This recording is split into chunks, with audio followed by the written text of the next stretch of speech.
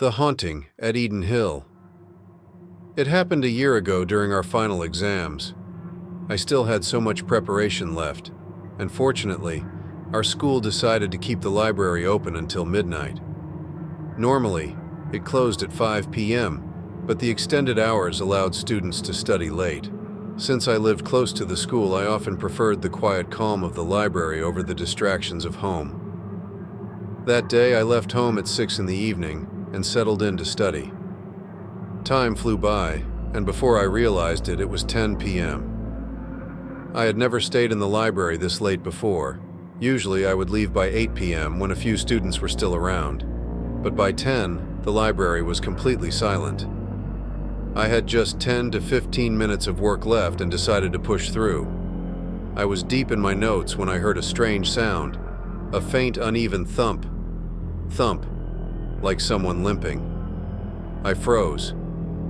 I tried to convince myself it was nothing, but the sound grew louder, echoing in the stillness of the library. Panic took over. Grabbing my books, I bolted out of the library and into the long corridor outside. The corridor stretched ahead, dimly lit and eerily quiet. At the far end, near the turn leading to the school's exit, I saw her, a woman standing motionless.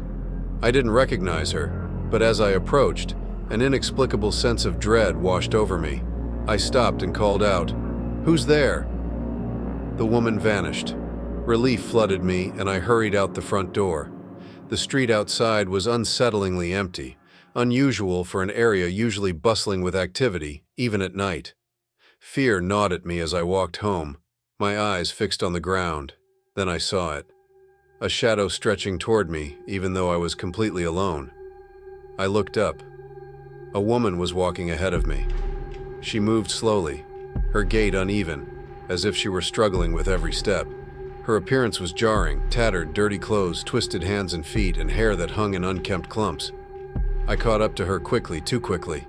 She was so close now that every instinct in my body screamed for me to stop. I did. The woman turned to me, her face pale and sunken, and whispered in a raspy voice, "Have you seen my daughter?"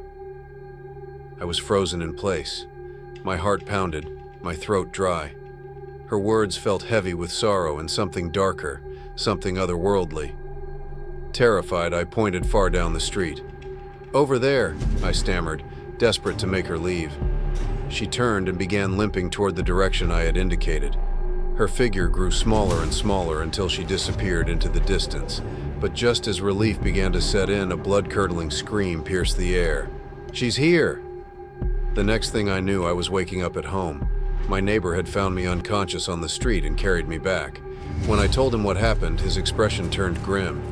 He explained that years ago, in 1998, a woman named Agatha lost her 10-year-old daughter in a tragic accident at Eden Hill School.